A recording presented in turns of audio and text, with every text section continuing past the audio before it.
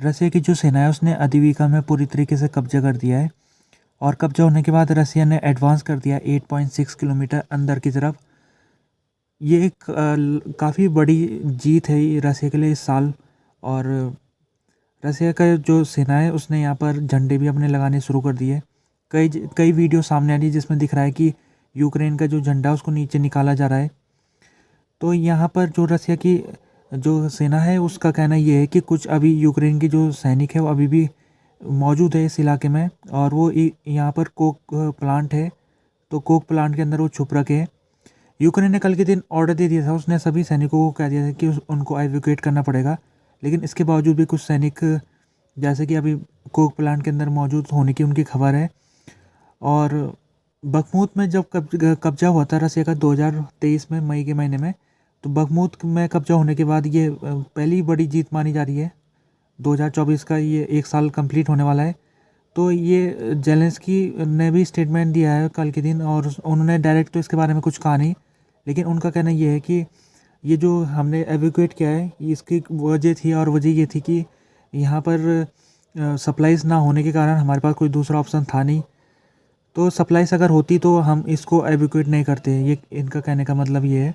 और कल जो जनरल थे यूक्रेन के सिरस्की, उन्होंने कहा था कि हमको चारों तरफ से रसिया ने घेर लिया है, तो हमारे पास केवल एक ही ये लॉजिकल एक रास्ता यही है कि हम अपने सैनिकों को वापस ले रहे हैं यहाँ से। तो जेलेंस्की ने अभी म्यूनिख सिक्योरिटी कॉन्फ्रेंस में मौजूद है वहाँ पर, और वहाँ पर वो अपील कर रहे सभी देशों से कि वो यूक्रेन की मदद करे। और वो कहते आज उन्होंने कहा है कि मुझसे मत पूछिए कि ये लड़ाई कब ख़त्म होगी, बल्कि आप ये अपने आप से सवाल पूछिए कि क्या वजह है जो पुतिन इस लड़ाई को अभी तक कंटिन्यू करे हुआ है। तो यानी वो इनडायरेक्टली ये कहना चाहते हैं कि जो वो इसलिए कंटिन्यू कर रखा है पुतिन ने लड़ाई, क्योंकि पुतिन को पता है कि वेस्टर्न देश अब यूक्रेन के प्रति उनका ध्यान इतना ज़्यादा नहीं है, और जो वेस्टर्न देश है अब वो यूक्रेन से पीछे हटने लग गए हैं। तो इसी का वजह से पुतिन वो और ज़्यादा तेज़ी ला रहा है हमलों में। तो जेलेंस्की कह रहे हैं कि इसका एक ही तरीका है कि वो जो वेस्टर्न देश है वो फिर से एक इंटेंसिटी लाए अपने में, जो लड़ाई के शुरुआती समय में थी उसी इंटेंसिटी के साथ यूक्रेन की मदद होनी चाहिए, तभी जाके यूक्रेन अपने आप को सुरक्षित कर सकता है। रसिया के जो राष्ट्रपति है पुतिन, उन्होंने आज बयान दिया है, और बयान में उन्होंने ये कहा है कि जो ये यूक्रेन की लड़ाई है ये हमारे जीवन और मृत्यु की लड़ाई है। ये वो पहले से कहते आ रहे हैं जब से लड़ाई शुरू हुई है, और उनका कहने का मतलब ये है कि दो मायने से वो इसको जीवन और मृत्यु की लड़ाई के रूप में देखते हैं। पहले तो एक सिक्योरिटी इशू के रूप में उनका कहना ये है कि अगर यूक्रेन के ऊपर हमला नहीं होता तो यूक्रेन नेटो का मेंबर बन जाता, जो कि हमारे लिए एक सिक्योरिटी खतरा हो जाता, क्योंकि जब यूक्रेन नेटो का मेंबर बन जाता तो रसिया की बॉर्डर के सामने नेटो की बाउंड्री आ जाती। तो इसीलिए रसिया ने हमला किया, क्योंकि उसको नेटो से लग रहा था कि यूक्रेन नेटो में मिलने के बाद रसिया के लिए एक सिक्योरिटी खतरा हो सकता है। तो इसीलिए जो रसिया था पहले उसने सिक्योरिटी गारंटी लेनी चाहिए। उसने सभी देशों जो नेटो के मेंबर है, खासतौर में अमेरिका, उसके साथ मीटिंग रखी थी, और अमेरिका से कहा था कि आप यूक्रेन को नेटो में मत मिलाइए। अमेरिका ने बात नहीं मानी, तो रसिया ने, उसके पास एक ही रास्ता था, वो था लड़ाई लड़ने का, तो उसने यूक्रेन के ऊपर लड़ाई रख दी है। और दूसरा वजह जो पुतिन का जीवन और मृत्यु कहने का है वो ये है कि हिस्ट्री जो इतिहास है वो भी कुछ इस तरह से है कि यूक्रेन और रसिया का जो इतिहास है इंटरमिंगल है आपस में, दोनों का इतिहास एक जैसा ही है। और रसिया के जो राष्ट्रपति वो बार बार वो हिस्ट्री काफ़ी बताते रहते हैं। उनका कहना ये है कि 872 में जिसने रसिया की नींव रखी थी वो यूक्रेन का ही इलाके में रखी गई थी, रसिया देश की नींव। तो उनका कहना ये है कि यूक्रेन का इतिहास के तौर में भी हमारे साथ बहुत महत्वपूर्ण योगदान है। तो इस वजह से भी वो हिस्ट्री के रूप में भी यूक्रेन को रसिया का भाग बताते आ रहे। तो इन्हीं दो कारणों से वो इन्होंने लड़ाई लड़ी थी, और यूक्रेन के ऊपर लड़ाई उन्होंने थोपी। और साथ में उन्होंने ये कहा कि विदेशी देश को भी इसके बारे में बताना ज़रूरी है, क्योंकि जो विदेशी देश है वो यूक्रेन की जो लड़ाई है उसको अलग लेंस से देख रहे हैं। जो विदेशी देश है उनको हमारे लेंस से भी देखना ज़रूरी है, ये पुतिन कह रहे हैं। पुतिन है वो सभी देशों में अपनी बातों को भेजना चाह रहे हैं, और वो बताना चाह रहे हैं कि जो यूक्रेन की लड़ाई है वो जस्टिफाई एक लड़ाई है, और वो जो रसिया है उसको अपनी प्रोटेक्शन करने के लिए उस लड़ाई को लड़ना पड़ रहा है। वो किसी की ज़मीन को हथियाना नहीं चाह रहा है, बल्कि वो अपने लाइफ एंड डेथ स्ट्रगल में है, रसिया और उसी के लिए लड़ाई लड़ रहा है।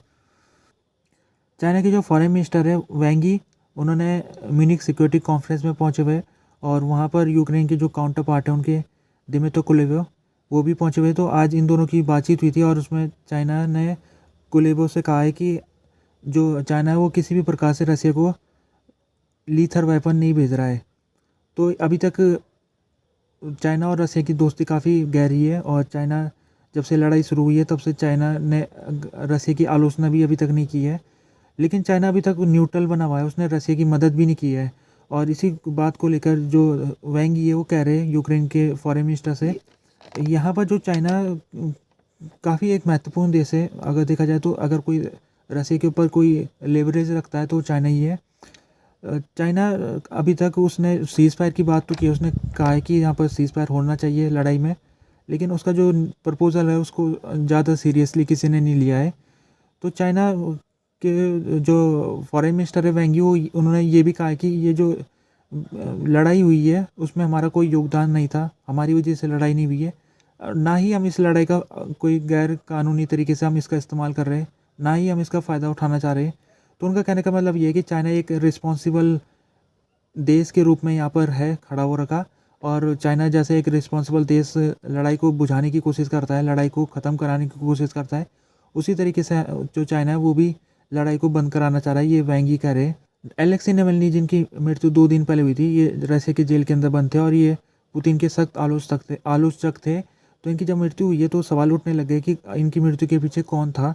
अभी तक इन्वेस्टिगेशन चल रही है और इन्वेस्टिगेशन आने के बाद पता लगेगा, लेकिन कई विदेशी देश है जो सीधे पुतिन के ऊपर आरोप लगा रहे हैं और कह रहे हैं कि पुतिन ने ही इनको मरवाया है।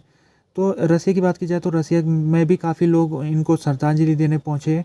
400 लोगों को गिरफ्तार अभी तक किया गया है, क्योंकि रसिया ने इनको श्रद्धांजलि देने वाले कोई भी व्यक्ति अगर आएगा तो उसको गिरफ्तार करने का ऑर्डर रसिया ने जारी किया है। तो अभी तक 400 लोग गिरफ्तार हो चुके हैं। और बात की जाए तो एलेक्सी नावल्नी के ट्रिब्यूट दुनिया भर से उनको ट्रिब्यूट मिल रहा है, सभी देश उनको उनके लिए ट्रिब्यूट जारी कर रहे हैं, श्रद्धांजलि उनको दे रहे हैं।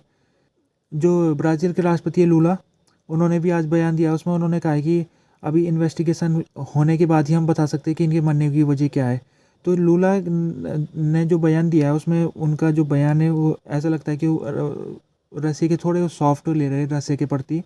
और अभी तक लड़ाई जब से शुरू हुई है तब से जो लूला है, जब से ब्राज़ील के राष्ट्रपति बने तब से उन्होंने रसिया के प्रति सॉफ्ट स्टांस ले रखा है। जैसे लड़ाई जब शुरू हुई थी तो उसमें उन्होंने रसिया की जिम्मेदारी नहीं मानी थी, बल्कि उन्होंने कहा था कि अमेरिका की वजह से लड़ाई इतने लंबे समय तक चल रही है।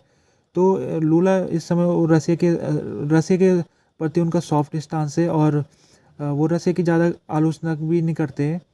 व्लादिमीर करामुर्जा, ये भी एक कैदी है जो कि इस समय रसिया की जेल के अंदर बंद है। इनकी जो पत्नी है उन्होंने आज अपील की है सभी देशों से कि वो इनको छुड़ाने की कोशिश करें। इनको डर लग रहा है कि कहीं इनके पति की भी हालत ऐसे ना हो जाए जैसे एलेक्सी नावल्नी की हुई थी।